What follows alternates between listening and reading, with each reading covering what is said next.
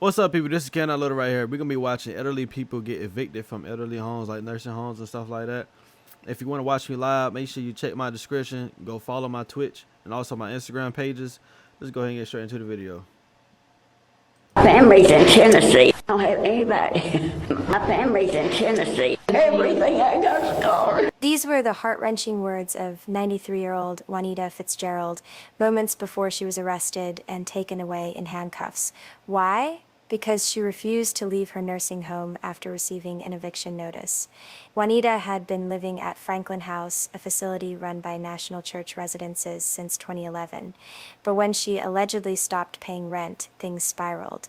Juanita says she offered to pay, but the facility refused to accept her payments, claiming she was in violation of her lease. Imagine being 93 with no family nearby, and suddenly the place you called home turns you out. Police were called, no compassion, no second thought. She was taken to jail on her birthday. The video of her crying in custody has sparked outrage worldwide. Is this how we treat our elderly? Is eviction more important than human dignity? Comment below, should this have been handled differently? I feel very sad. Very sad. 93-year-old Andrea Perez is packing up all her belongings. I get tired. So many things that I have to do. Andrea is being forced to leave the place she's called home since 1984. Not because of missed rent, but because her building was sold to a new developer.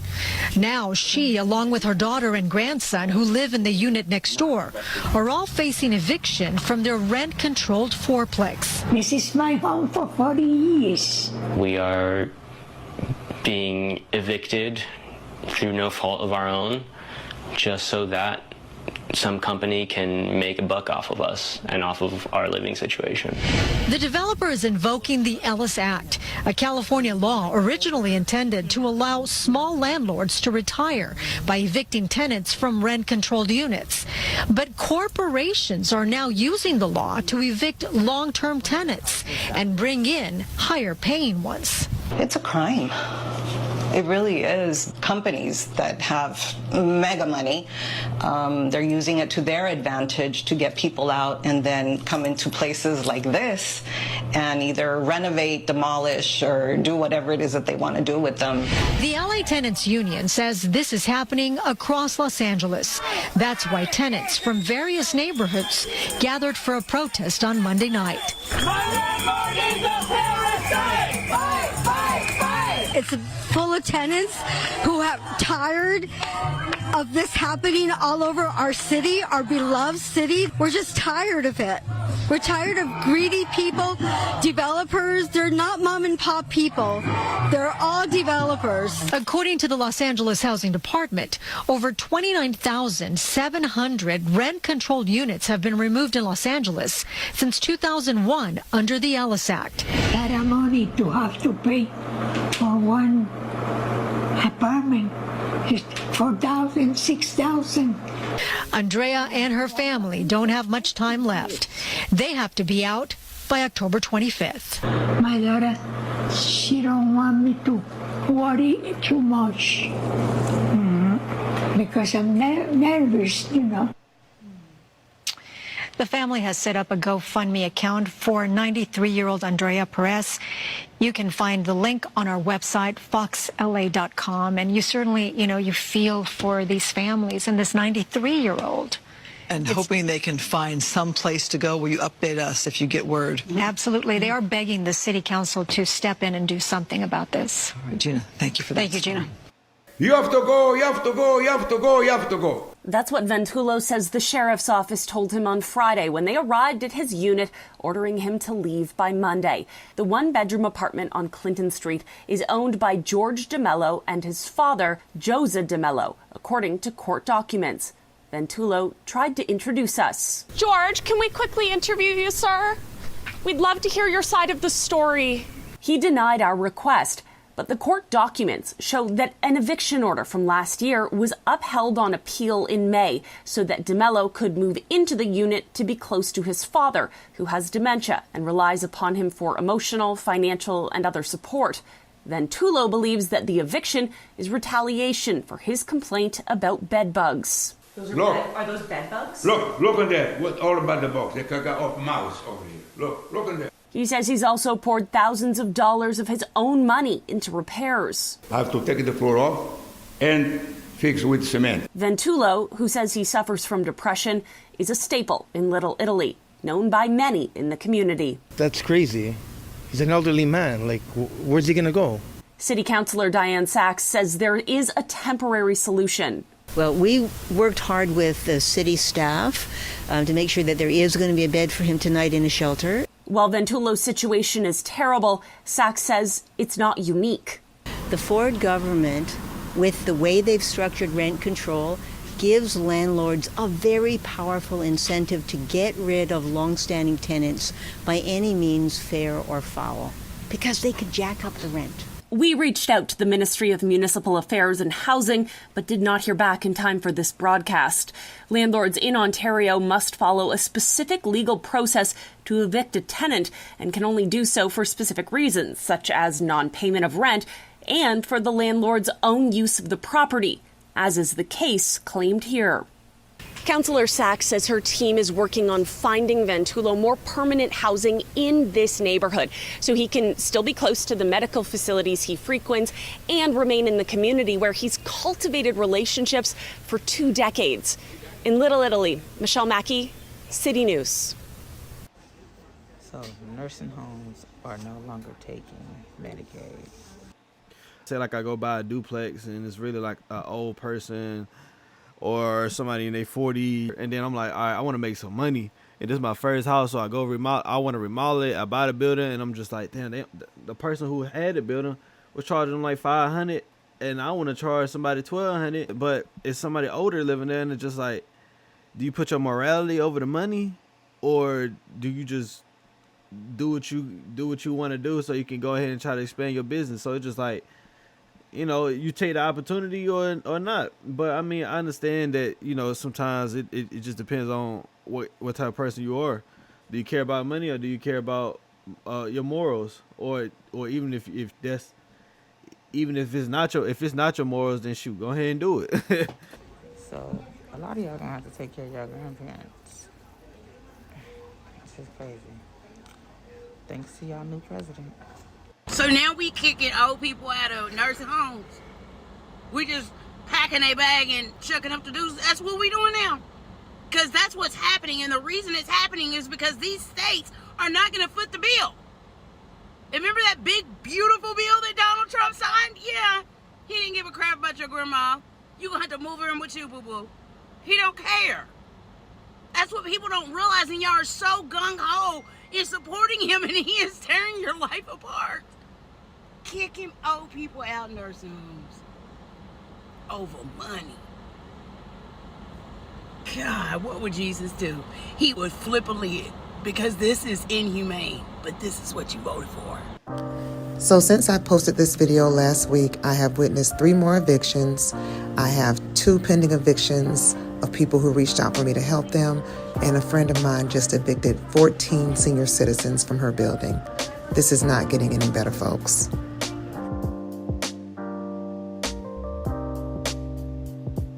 So y'all, these elderly and disabled people were never told that they had to pay rent. They were previously homeless, and they said this was never communicated to them.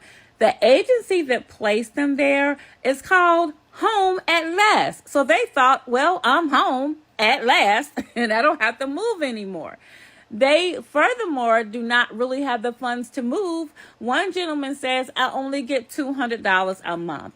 Now, before I have to fight for my life in these comments, because I will just block y'all. Please be kind. These are not able-bodied young people that can go out and get a job. They need help. And I understand that they have to make room for other people to move in there as well. But the thing about it is you have to communicate this and get people time. Give people time. Like they're telling them people pay now or you got to go. Where are they going to go? You took them off the street and placed them here and didn't tell them they ever had to move. Apartment.